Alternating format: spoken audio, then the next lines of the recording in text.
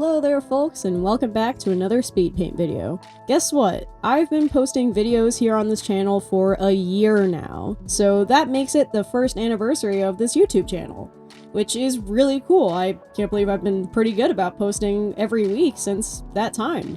I'm happy to report that I've had a ton of fun, and I'm very excited to do even more art in the coming years.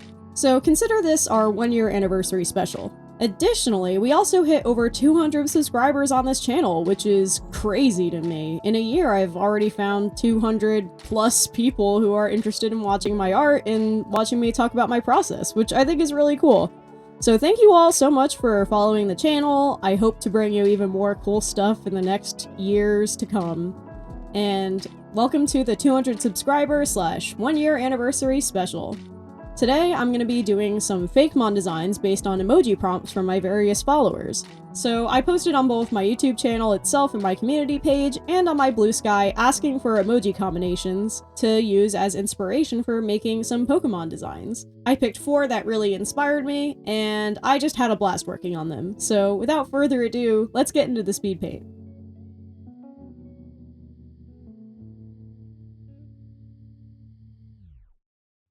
The first design I have for you guys today comes from the prompt from Shadow Not the Hedgehog, which is at Shadow Draws Art at Blue Sky. And they suggested a tiger, a full moon, and a wave emoji, which was a very evocative combination to me. I felt like it just instantly put to mind something along the lines of the legendary beasts, or like the scrapped tiger Pokemon from Generation 2. It just, I don't know, I guess that's a long way of saying it screamed Johtonian Pokemon to me. So I was very excited about this, and the color palette in the emojis alone is really strong, so I thought I would start with this since it just seemed like a lot of fun. I did a few different sketches first, trying to figure out a pose. I've been doing a lot of this like sketching without line art blocking technique that I've learned from a Philip Sue class that I've been watching lately. And I've been applying it to not just like scenes like the class teaches, but also to character design sometimes, especially when I'm designing something like a Pokemon, which is very silhouette heavy. I mean, I can't think of literally any other franchise that places as much emphasis on its silhouettes of its characters like Pokemon does. Once I had the silhouette blocked in, I had a nice action-y pose, kind of reminiscent of like a tiger running down from a hill. And I also kind of wanted to call back to like ancient Asian paintings, especially like old Japanese like paper and wood paintings, to kind of give that feeling of like, I don't know, majestic movement, I guess. And I thought it would just be a lot of fun to make the waves kind of like a mane, almost like a lion, since I mean tigers and lions are both big cats, even if, you know, tigers aren't actually lions. But I still had a lot of fun with this. I had fun with these colors. Putting yellow and blue together is just an excellent combination. It's so evergreen, I guess no pun intended to me. And it was a lot of fun, like, working out the patterns and the swirls. I really wanted to evoke both, like, the swirly, curly mane of a cat, for example, and also the texture of water. So I really wanted to tie these together, give these things, like, a great wave, foo dog sort of aesthetic, and really make this guy fun, stripy, and mystical. I think this guy would probably be a water and fairy type, and I actually need a name for all these, so if you have a name suggestion for this wonderful moon water tiger, let me know.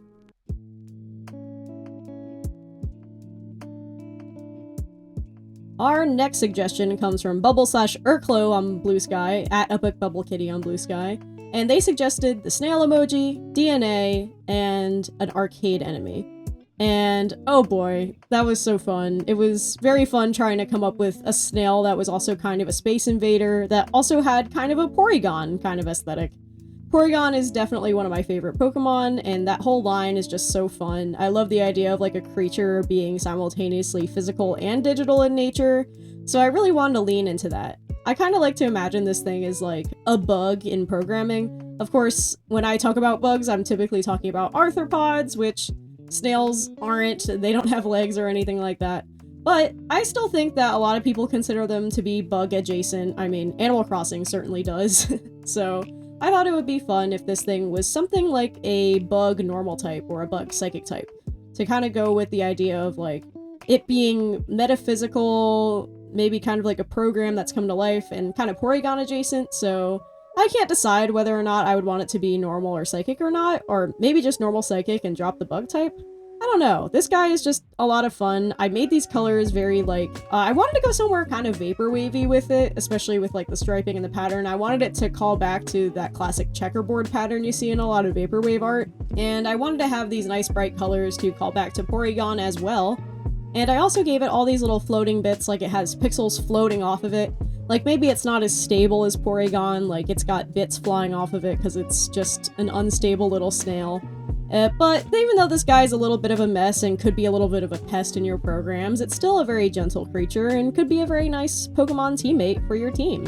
And I made the shell also kind of square-ish, kind of like this rounded square vibe to give it that extra pixely aesthetic and really just have a lot of fun with these shapes. And this thing was just so much fun to color in and draw. So thank you to Bubble for giving me the suggestion.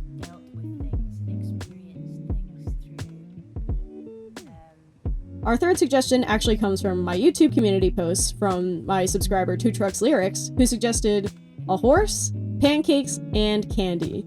And this was such an interesting emoji combination to me. Like, when I first looked at it, I wasn't sure if I wanted to do it because I couldn't come up with a vision in my head of what it would look like. But I felt like it was so specific and yet also so whimsical that I ended up not being able to resist the urge and I ended up drawing it. Just like the others, this one starts with a lot of sketches trying to figure out the silhouette, trying to figure out a pose.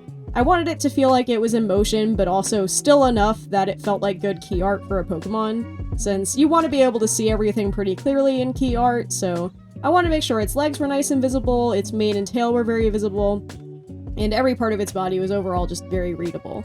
I kind of want to give this thing like a Clydesdale horse aesthetic, like it's a really big chunky thing. Like, I'm imagining it feeling like a big stack of pancakes, or even just a layered cake in general. So I really wanted it to feel like a really big, beefy kind of horse.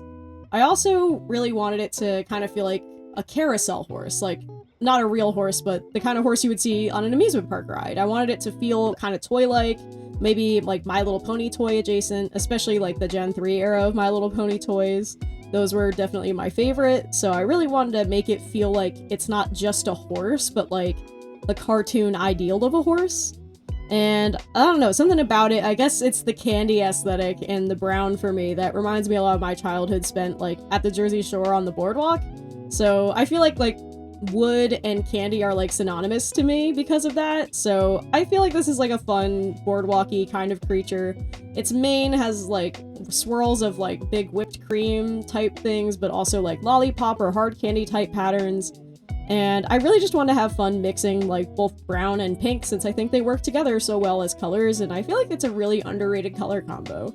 And of course I ended up throwing in other colors as well just to make this more whimsical, more candy-like. This is definitely some kind of a fairy type Pokemon. I'm thinking maybe something like, honestly, maybe it's just a fairy type. Maybe it's just a nice fairy type horse who's also like covered in sticky syrup. It probably smells really nice when it walks by. I feel like horses in real life, the major downside to them is the fact that they smell a little foul.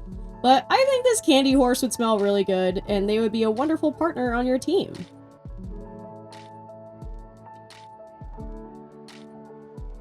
Our last suggestion today comes from Fib on Blue Sky, also known as @pictoprojects.art, and they suggested a peacock, a lollipop, and theater masks. And this was a really cool combination to me. I immediately was like, ooh, now that's really cool. It does mean that I ended up making two different Pokemon that are kind of inspired by candy for this video, but that's fine. I love working with things with a candy aesthetic. You've probably seen my Neopets Pokemon videos by now, I'm sure you can guess that. So instead of just making one design, I was actually inspired by the fact that peafowl actually tend to have sexual dimorphism, right? You've got the very colorful, ostentatious, famous males and the more drab females. So I thought about kind of flipping that on its head and really emphasizing the duality of the theater masks with one gender that looks like the comedy mask and one that is more reminiscent of the tragedy mask, but they are still the same Pokemon, they just look different. So I thought I would have a lot of fun with it. I made the female like this incredible, like bright, warm color palette, very orange and red. And I made the male more of this like blue color. I ended up doing a lot. I had a very clear idea of what the colors were going to look like on the female when I was drawing her. But for the male, all I really knew is that I wanted him to stand in contrast with her. So for their poses, she's very much flying up, and for the male, he's very much like looking down. So I wanted there to be a lot of contrast there. between like the uplifting one and the droopy one. And yeah, I really just wanted them to be excellent foils for each other. Although they also have references to each other in their own designs. Like the pattern on their stomach is extremely similar, it's just flipped upside down for one or the other. The eye color also resembles the other's color palette, so the female has light blue eyes to match the male's wings, and similarly, the male has yellow eyes to match the female's color palette. And I wanted them both to just have a very fun aesthetic. I wanted them to feel like ordinary Pokemon versions of Ho-Oh. Like, Ho-Oh is the peacock Pokemon, I would say. So I wanted them to feel like they could belong to the same family, but they aren't legendary Pokemon. These are just like very quirky, regular Pokemon that you might find on a route. So it was kind of interesting trying to balance that line between like harkening back to Ho-Oh's design while also creating something new and something that felt a little bit more worldly as opposed to godlike. So it was a lot of fun making these guys. They were very fun and colorful. I mostly used the candy emoji as an excuse to make a very bright and colorful palette. And I mean, peacocks are, you know, very famously beautiful, colorful birds. So I thought I would have a lot of fun just really exaggerating them up. You might notice that the crests on their head are also reversed. So even though they're facing different directions, it looks like the crests are the same way. But the female starts with her crest very high in the front and it gets lower towards the back. Whereas the male starts high in the back and gets lower towards the front and kind of droops in front of his face to give him, I don't know, a little bit of like an emotional emo kind of look. I thought it was a lot of fun. It was also very interesting looking at reference pictures for this, since, I mean, it's not every day that you see peacocks fly. I mean, heck, it's not every day that you see peacocks unless you own them, so it was very cool getting to look at them, see them in flight, since normally when I encounter peacocks, they like to stay firmly on the ground. And they are really majestic animals in flight, and I can see why they don't do it a lot. The tails seem like, you know, kind of a hassle. But they're really quite beautiful, and I think these Pokemon would be very fun to have on your team. Not to overdo the fairy type with a sponge, but I do get the vibes like they would be a fairy and flying type. Like, they embody a lot of things about nature to me. Like, they feel, I don't know, they feel like Xerneas adjacent to me. Like, not that they're, again, legendary Pokemon, but they are instead just, like, very colorful beings that are just spirits of life and nature and liveliness. Although I can also see them being psychic type to go with the emotional aspect of their designs. And plus there are so many gosh darn psychic Pokemon that are sexually dimorphic, like Meowstic or Indeedee, so maybe they're Psychic Fairy. We could make it even there. And they also need a name. Everyone needs a name, so if you have any suggestions for anybody, let me know. And with that, that's the end of my last design.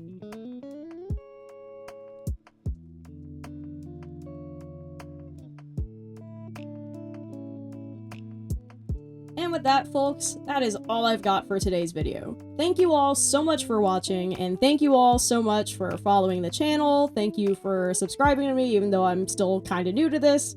Thank you for checking out my art and watching it, thinking it's cool. I really appreciate it. If you would like to support me, it's Pride Month right now, which means I am running my Pride Kickstarter, Mothman Pride Stickers Volume 2. We just hit our first funding goal, so we're on our way to our second goal, which is the stretch goal, unlocking the second set of stickers. So if you'd like to help me reach that, last time I checked I was less than $100 away from that, so I'd really appreciate the support. I would love to hit all of the stretch goals for this project and print as many of these wonderful moths as possible. So if you'd like to support me, that's a wonderful way to do it. If it's past Pride Month and you want to support me some other way, why not check out my Ko-fi page? You can follow me there for blog updates on what I'm working on, both creatively and just with life in general sometimes. You can also get early access to things by signing up to be a monthly member, so you can get behind the scenes content, a bunch of exclusive perks like exclusive items in the shop, commission discounts, and things like that. Even just a follow on Ko-fi is very much appreciated. It's nice to know that people are interested in what I'm up to and what my process is like. So I really appreciate it, even if you just give me a follow. And with that, that is officially all that I have got for you guys today. Thank you all again for your amazing support in this past year. I'm very excited to make even more art in the year to come, and I hope to see you all next week with another video. So in the meantime, why don't you all go out there and make some art?